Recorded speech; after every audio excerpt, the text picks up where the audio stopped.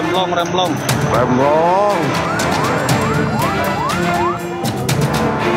Salah satu penyebab utamanya adalah truk odol kan.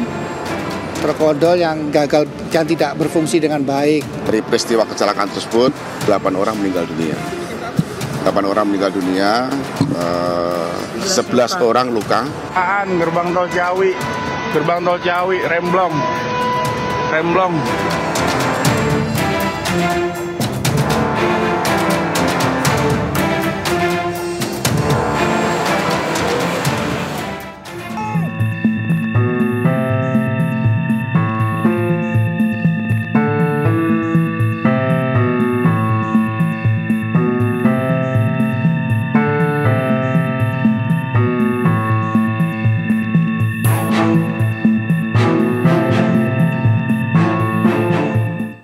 Investigator senior Komite Nasional Keselamatan Transportasi Ahmad Wildan mengatakan pihaknya belum bisa mengungkap fakta terkait penyebab kecelakaan di gerbang tol Ciawi.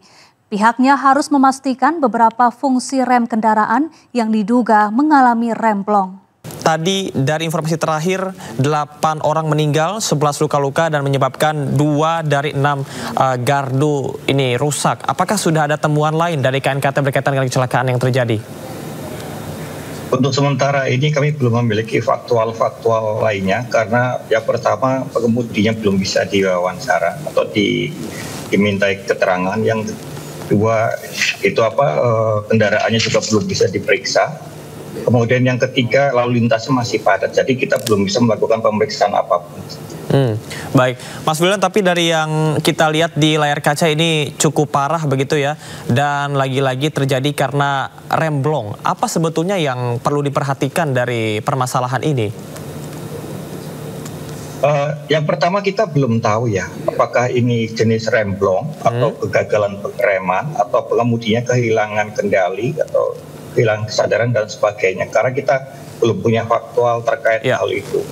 Karena kalau remblong itu sendiri itu bisa terjadi karena penyebabnya diutamakan adalah karena penggunaan gigi tinggi di jalan menurun dan adanya malfunction pada sistem kendaraan. Baik, ini masih diduga karena remblong begitu ya, Pak Wildan. Berkaitan dengan pengawasan yang lemah dari pihak penyedia transportasi ini seperti apa? Jadi gini, dari beberapa kasus kejadian, yang pertama itu banyak sekali malfunction pada kendaraan, kebocoran sistem pneumatik, kebocoran hidrolik dan sebagainya. Buruknya maintenance pada angkutan barang dan angkutan umum kita ini menjadi salah satu masalah. Di samping pada saat melalui jalan menurun, para pengemudi itu seringkali menggunakan gigi tinggi, sehingga memaksa pengemudi melakukan pengereman maksimal pada saat melalui jalan menurun. Ketika kendaraan dalam kondisi malfunction tadi, maka ini akan resiko terjadinya remblong semakin meningkat. Baik, Mas Wildan, apakah ini artinya perlu dilakukan pengecekan rem yang dilakukan secara berkala atau kondisi kendaraan yang dilakukan pengecekan secara berkala? Sebenarnya kalau pengemudi memahami, dia bisa melakukan yang namanya pre-trip inspection.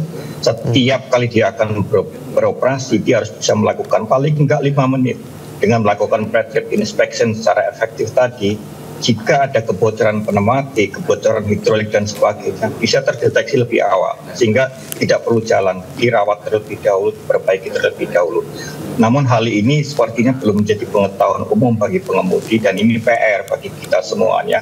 Bagaimana caranya agar pengemudi semuanya paham dan tahu caranya melakukan pre-trip inspection yang baik dan benar, dan secara rutin melakukannya sebelum beroperasi. Oke, baik. Artinya literasi masih minim berkaitan dengan hal ini ya, Pak? Betul. Baik. Apakah sanksi yang lebih tegas ini juga perlu ditegakkan kepada pemilik transport tersebut supaya kejadian-kejadian semacam ini tidak terjadi kembali? Seharusnya, karena ada kewajiban bagi transporter untuk menerapkan SMK ya, sistem manajemen keselamatan. Karena di dalam SMK itu sendiri tentunya ada prosedur namanya melakukan pre-trip inspection. Nah, di sini kesadaran daripada pemilik kendaraan atau transporter ini untuk bersama-sama membangun sistem manajemen keselamatan itu. Saat ini jumlahnya masih sangat-sangat kecil yang memiliki.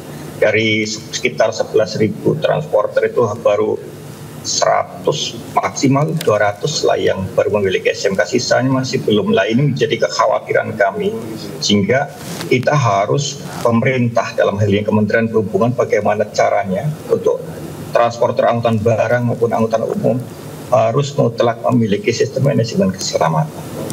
Baik, Pak Wildan, apakah menurut Anda sampai dengan saat ini Kementerian Perhubungan sudah menerapkan pengecekan rem yang baik terhadap kendaraan-kendaraan atau penerapan peraturannya ini sudah baik?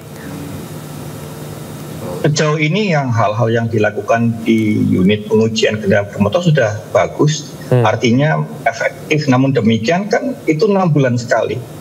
Ya. Pada saat di tengah-tengah 6 bulan sekali itu bisa jadi terjadi kebocoran pneumatik, kebocoran hidrolik, gap kampas trombolit terlalu jauh dan sebagainya. Karena ketika dilakukan pemeriksaan itu pada 6 bulan tidak menjamin bahwa selama 6 bulan ke depan itu kondisinya akan seperti itu.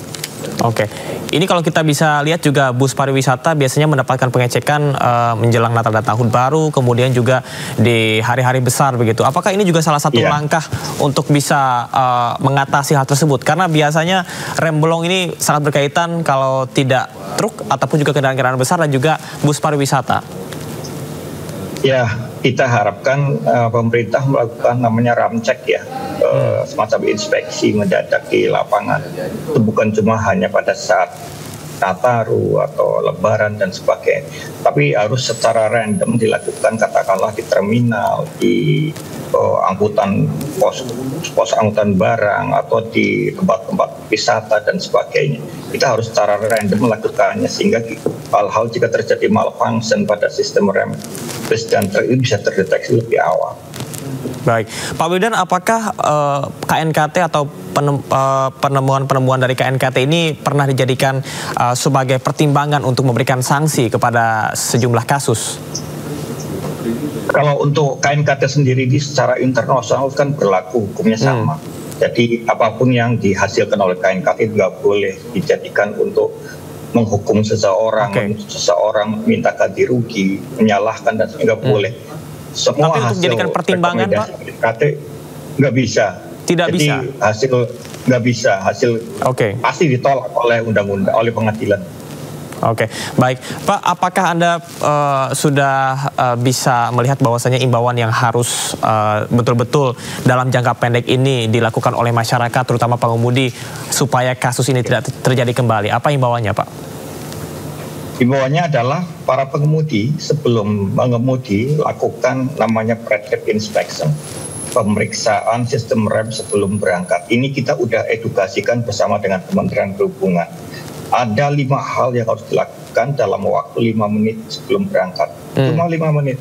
Ketika itu dilakukan, maka kita bisa memastikan kendaraan ini sistem remnya bagus atau tidak. Kemudian yang kedua, pada saat melalui jalan menurun, jangan menggunakan gigi tinggi, terutama kayak di Cipularang dan sebagainya. Gunakan gigi rendah. Manfaatkan engine brake, manfaatkan exhaust brake. Jangan melakukan pengereman dengan service brake. Itu akan meningkatkan resiko terjadinya rem blong. Oke, konsistensi untuk melakukan pengecekan secara berkala sebelum berkendara, meluangkan waktu ya Pak ya, 5 sampai 10 menit. Baik, baik. Pak, terakhir KNKT apa yang akan dilakukan ke depannya atau dalam waktu dekat ini? Bagaimana nantinya proses pemeriksaan yang akan dilakukan KNKT, Pak? Kita akan berkonsolidasi ya, terutama dengan kepolisian, dengan Korlantas Polri. Terkait kecelakaan yang terjadi di Ciawi ini dan juga kecelakaan-kecelakaan lainnya. Ada hal utama, kita sudah sering duduk bareng, nanti kira-kira shortcut atau crash program apa yang harus kita kerjakan agar memutus mata rantai hazard ini. Jadi nanti KNKT, Polisian, Kementerian Perhubungan, nanti ajak Dinas Perhubungan dan asosiasi seperti Aptrindo, Kamselindo, Organda dan sebagainya. Kita akan bersama-sama dan terutama juga sahabat kita Jasara Harja yang sering bersama-sama mensupport kegiatan-kegiatan edukasi ini. Wakil Ketua Pemberdayaan dan Pengembangan Wilayah MTI Pusat Joko Setiowarno mengatakan masih tingginya kecelakaan terhadap armada barang atau kecelakaan truk dengan dimensi dan muatan karena tidak pernah mendapatkan solusi dari negara. Kejadian seperti ini seolah menjadi akumulasi karut-marut penyelenggaraan atau tata kelola angkutan logistik di Indonesia. Pak, ini tahun 2025 belum genap 2 bulan, Pak. Namun kecelakaan maut yang melibatkan kendaraan besar seperti bus dan truk sudah mengakibatkan belasan nyawa ini melayang dan rata-rata ya karena remblong alasannya. Ini pengawasannya lemah atau seperti apa, Pak, dari catatan Anda? Ya, kita turut belasungkawa ya pada korban yang mengalami musibah ini. Mudah-mudahan ini bisa menjadi yang terakhir kalinya lah. Tapi terakhir kali tentunya ini harus ada tindakan yang lebih tegas lagi dari pemerintah. Karena untuk angkutan barang ini sudah melampaui batas-batas normatif untuk terjadi kecelakaan. Nah, dapat dikatakan angkutan barang di Indonesia itu sangat carut-marut ya. Mengurainya susah kalau cuma satu kementerian yang mengerjakan.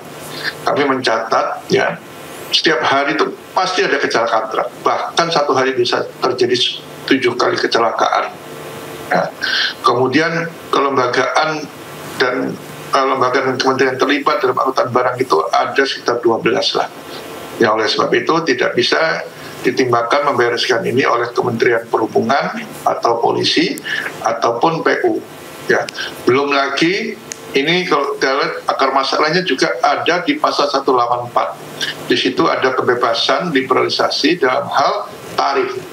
Tarif yang liberal ini diterapkan, ada kesepakatan antara pemilik barang dengan pemilik truk, ini menyebabkan ya harga itu terjadi yang katakanlah tarif yang serendah-rendahnya. Dampaknya adalah pasti ada yang dikorbankan, apalagi pengemudi kita itu tidak punya upah standar. Hasil kajian tahun lalu oleh Badan Kebijakan Transportasi, pendapatan sopir truk kita itu antara 1 sampai 4 juta rupiah maksimal dalam 1 bulan. Makanya sekarang jumlah truk sama jumlah pengemudinya banyak truknya. Sekarang perusahaan-perusahaan tersebut kesulitan mencari pengemudi yang handal, apalagi sekarang tidak ada kenaik. Karena untuk dirinya sendiri kurang, apalagi bayar kenaik. Karena tadi tarifnya terlalu mepet, ya. Nah, ini perlu cawe-cawe dari pemerintah dengan membuat standar untuk. Ini untuk tarif tolnya ya, Pak ya? Tarif angkutan barang. Oh, tarif angkutan barang. Tarif angkutnya itu. Ya kesepakatan kalau kamu mau sekian, nggak mau ya sudah, masih ada perusahaan lain. Sementara perusahaan ini kan mereka sudah terlanjur beli truk dan harus membayar bunga angsurannya ya. Nah, kalau dia daripada tidak bisa berusaha ya sudah diterima aja, tapi dengan mengorbankan yang namanya gaji supir, ya kan, jam kerja supir, perawatan dan sebagainya. Sehingga perawatannya pun katakanlah harus rutin tidak dilakukan. KIR dilakukan setiap 6 bulan sekali. Di antara KIR ini juga adanya sistem manajemen keselamatan. Ini belum bisa diterapkan oleh pemerintah keseluruhannya. 2019 mulai dilakukan, 2020 sampai 2023 pandemi. Dananya ada. Sekarang baru dimulai, tahun ini dipangkas sama sekali tidak ada anggaran untuk keselamatan. Jadi ke depan tuh kalau ini anggaran keselamatan tidak masih dipangkas seperti ini menyulitkan juga. Itu mencakup juga apa saja, Pak, anggaran keselamatan? Anggaran kenapa? Besarnya? Mencakup apa saja maksudnya? Anggaran keselamatan itu untuk apa? Keselamatan pertama untuk sistem manajemen keselamatan. Ya, kemudian menyangkut juga. Apakah itu maksudnya juga pengawasan, Pak, kalau manajemen keselamatan itu?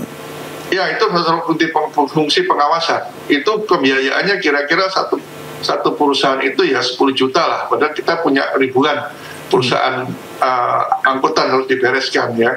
Nah, kemampuannya juga tidak mungkin setahun, beberapa tahun. Nah, kemudian KNKT sendiri itu sebagai investigator mereka tuh nggak punya anggaran. Hari ini mereka ke lapangan tuh tanpa biaya dari pemerintah. Ya karena dipangkas anggarannya. Nah, kemudian di darat sendiri yang dulunya ada Direktorat Keselamatan Transportasi Darat itu juga hilang. Pada adanya direktorat itu adalah sebenarnya untuk melakukan tindakan apa aja bisa dilakukan. Ini ya, jadinya sangat membahayakan sekali sebenarnya buat yang lainnya ya. Artinya yang lainnya ini kan mobil pribadi begitu. Kita jaga mobil dirawat dengan baik, semua juga ikut dalam jalurnya, tapi diseruduk dari belakang ini kan seakan-akan tuh kayak tidak ada kepastian keamanan begitu Pak ya. Apakah memang yang seperti ini tidak bisa terhindar gitu, dihindarkan? Ya, saya selalu mengatakan kalau ini nggak ditanggulangi segera, ya ini tinggal nunggu waktu aja di lokasi mana. Saya sudah berapa kali nyebutkan, kita tunggu waktu aja, pasti terjadi. Berapa kali kecelakaan di Cipularang berulang-ulang, diam saja pemerintah. Padahal ini sebenarnya tugas dari kementerian apa? Kalau saya bilang minimal Kemenko. Sekarang Kemenko-nya sudah dipecah, ada ekonomi, ada Kemenko Infrastruktur. Ya ini tugas Kemenko Infrastruktur. Kalau tidak ya sudah, Presiden harus turun tangan ini, segera bertindak untuk meminta Pak Joko, agar... mumpung Anda lagi barusan bicara soal ini kementerian juga. Tadi siang ini Menteri Pekerjaan Umum Dodi Hanggodo ini memeriksa gerbang tol Ciawi di lokasi kecelakaan beruntun ya, serta melihat weight in motion system yang menunjukkan bahwa laka ini terjadi akibat truk over dimension overloading atau ODOL. Pak Joko, ini serentan itukah keselamatan kita ini jadi akhirnya kalau inflasinya bergejolak atau naik begitu, mulai terjadi kecelakaan banyak begitu. Tapi gimana ya? Apakah nggak bisa ada jalan keluar yang baik? Pemerintahnya berpuluh tahun ini harus membereskan ini. Ya, begini.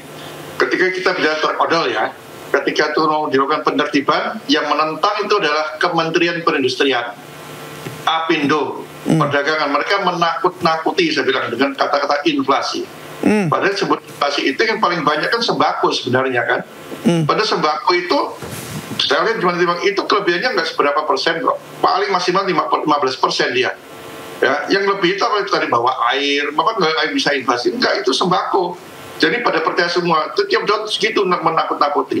Ya, belum lagi namanya pungli. Pungli itu besar loh sektor jalan ini. Ini menakut-nakutinya seperti apa itu Pak maksudnya?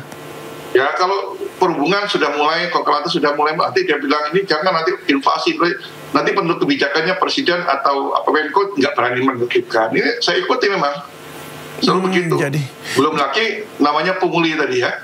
Nah, ya pungli ini juga nggak bisa dibasmi begitu ya?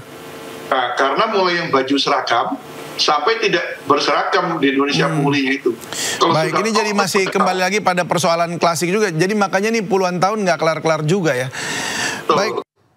Serangkaian kecelakaan tragis yang menyebabkan korban jiwa menjadi duka di awal 2025.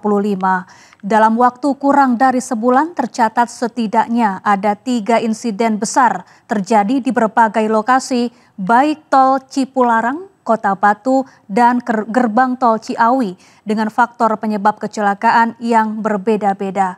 Sederet peristiwa kecelakaan awal tahun menunjukkan masih minimnya perhatian pemerintah pada keselamatan angkutan jalan. Kecelakaan beruntun terjadi di ruas tol Semarang-Solo, tepatnya di kilometer 438+100B, Desa Derekan, Kecamatan Pringapus, Kabupaten Semarang, Jawa Tengah. 3 kendaraan yakni bus pariwisata, truk bermuatan bahan kimia, serta mobil minibus terlibat dalam kecelakaan tersebut.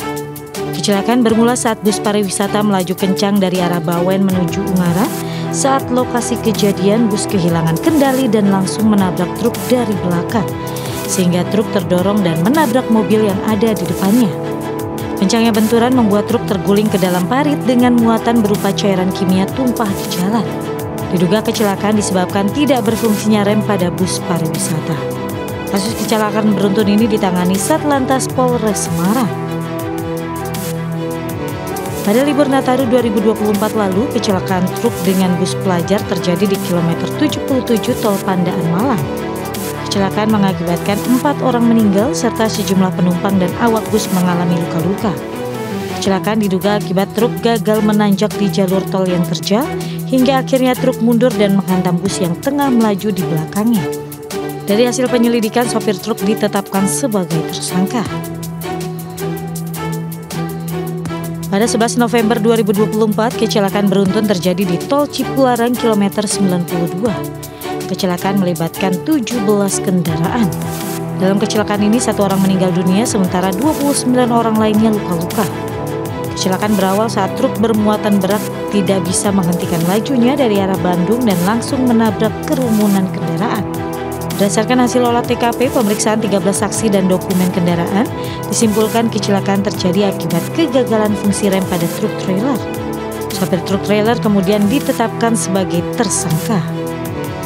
Pencegahan kecelakaan lalu lintas tertera dalam pasal 226 Undang-Undang Nomor 22 Tahun 2009 tentang lalu lintas dan angkutan jalan. Negara harus punya aturan main bagaimana melakukan penelitian yang menyebabkan kecelakaan bisa terjadi, sehingga mitigasinya dapat dipertanggungjawabkan baik teknis maupun finansial. Kecelakaan yang mayoritas diakibatkan truk dan bus penumpang di jalan raya masih kerap terjadi akibat kelalaian dan kondisi kendaraan yang kurang terawat. Kejadian-kejadian ini mencerminkan masih lemahnya tata kelola, termasuk lemahnya pengawasan terhadap kelaikan kendaraan, serta kurangnya upaya perbaikan yang seharusnya dilakukan pemerintah. Saya Syafaati Suryo, sampai jumpa.